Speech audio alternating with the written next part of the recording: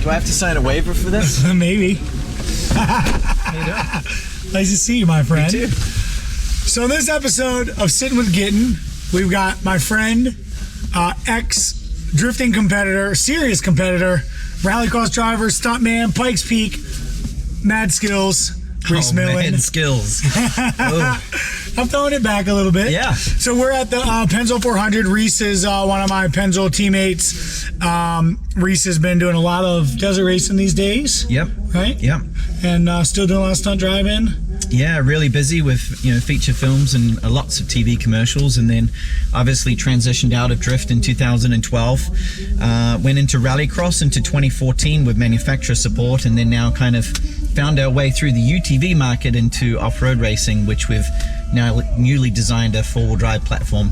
Ford powered, by the way. Yeah, no, that thing's awesome. Let's talk about that a little bit, because so Rhys has always been like a amazing innovator. I mean, we'll get into drifting a bit too, but like you always have had this way of like sitting back, watching things, getting your brain together, and then showing up with like something that's totally out of the box. And you've kind of done the same thing with this new truck. Tell me a little bit about that. Yeah, so reflecting on what you said, drifting, we kind of took pieces from rally and studying other forms of motorsport that were sliding cars, sprint cars specifically, and we had some crazy Lexan wings and things on cars that got outlawed, and then we moved to rallycross, which was pretty to the point. There wasn't much you could play with. FIA standards are pretty legit, but being able to be creative at Pikes Peak in the unlimited division, and then obviously now, as you mentioned last, the transition into the off-road space has kind of left a lot on the grounds. There's set rules, but when they say transmissions are free and drive wheels are free, we decided to, rather than go for a standard off-road vehicle that is, say, a wheel and tire that weighs 140 pounds, we weigh 70.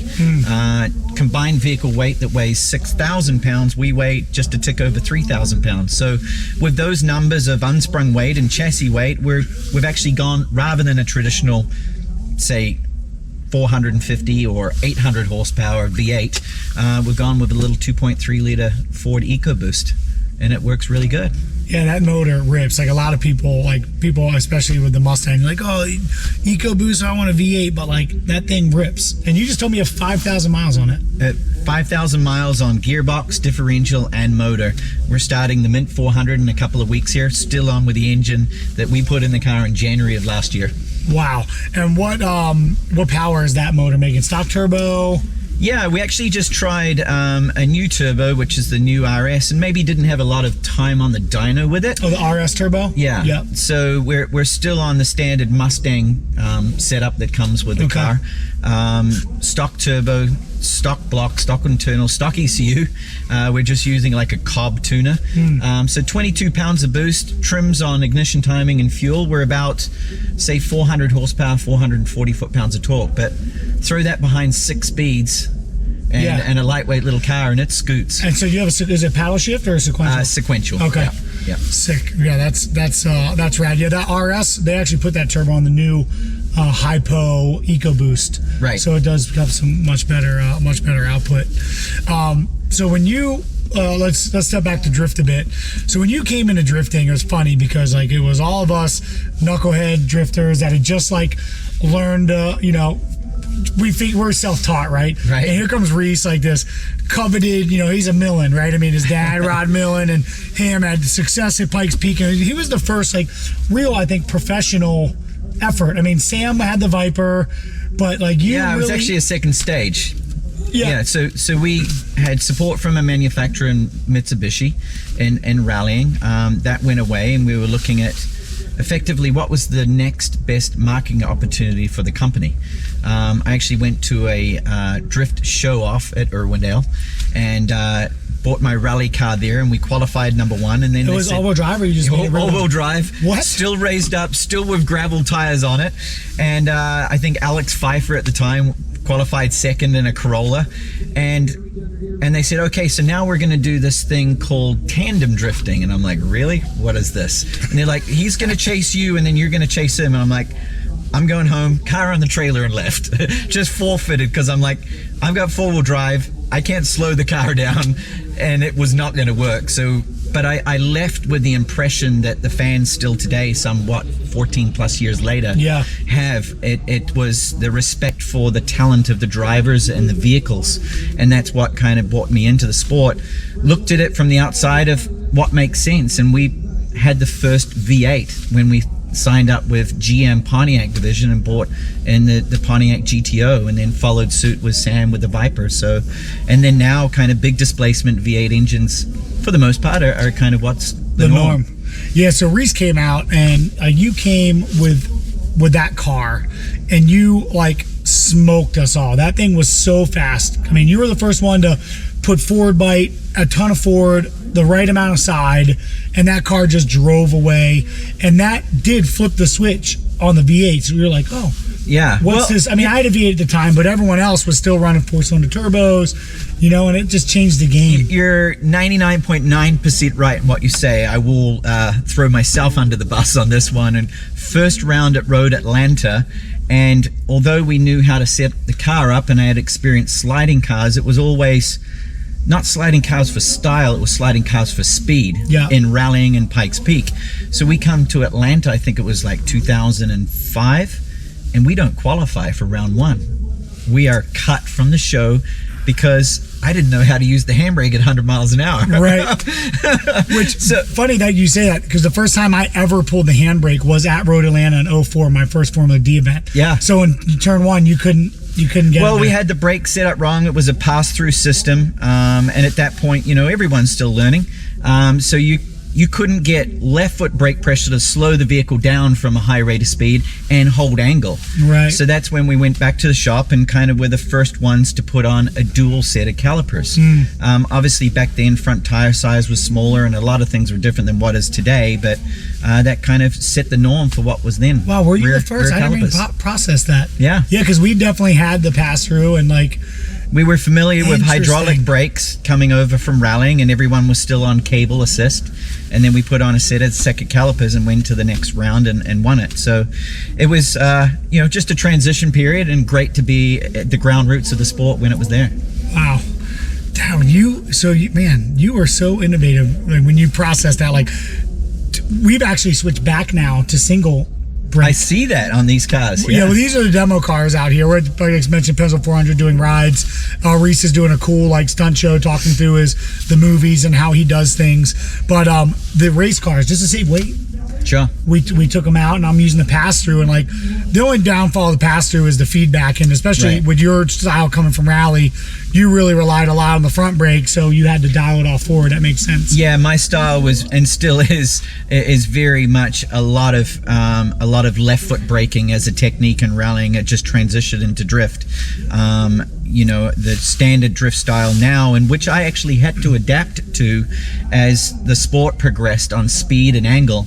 I had to go more to a clutch handbrake style of driving. So, you know, it's amazing to sit back, not involved with the sport for a number of years now, but still watch the development, the innovation, and the speeds that the cars are running, and how close you guys are now. That's pretty awesome. Yeah, it's gotten really crazy. Like sometimes when I watch practice, I'm like, we're doing that. You know, it's like one of those like pinch me things. And you know, we had some really fun battles. Went back and forth a few times. The one battle I remember though was Long Beach, and I want to say maybe it was the year I know where you're going. Maybe the year I won my championship, where we were in the finals, right? I think it was finals or semifinals. Yeah. And I want to say we went one more time. Turn 11, there's a cone, and you're not supposed to pass in drifting, ladies and gentlemen. I wasn't even going to that. Oh, you're not even going to that one. I was going to go to the part where we went the tire wall. Oh, I went into the tire wall as well. No, let's go into that though. That's good. I forgot about that. So I'll give my perspective and you give mine. So I went. Rhys and I were having a heated battle, and I got a little bit too aggressive and went on the inside, like bounced Rhys out of the clip, and passed him on the clip.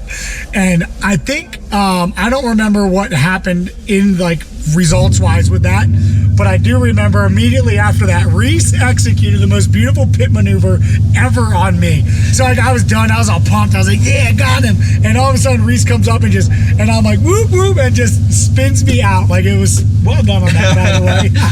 Yeah, so adding to that, that was exactly that. I was like, well, that was a bit cheeky. And I'm like, I'm not very happy with that. We were literally had gone through over the finish line, and I have about 5 degrees of steering angle into Vaughn's back bumper, and literally just push him to about 90. And I'm like, if I push him any more, I'm putting him into the wall. It just released, and he just went wham, looked like a hero, oh my gosh, and ended up winning the event. Yeah. But yes, the tire wall incident, I think So that was 2009. We were just into the Genesis. Yeah, it was a Genesis. And we didn't have the front steering right. We didn't have Ackerman right. And the car just did not want to arc through the corner. You'd set it sideways, throw in counter steer, and it just wanted to keep going the direction of travel. And I don't remember hitting the tire wall with you, but I'm sure it happened. Yeah, so well that was Erased from my that was memory. the battle. That's how I won. Okay. So I remember Ian telling me like I need to run the deepest line I possibly could. Yeah. And I ran it super deep, and then that happened. I don't know that he was trying to get you in the tire wall, but it was like how we were going to win, because there was a lot of like lead run back then. Yep. If you're on the line, they were giving you some nice love.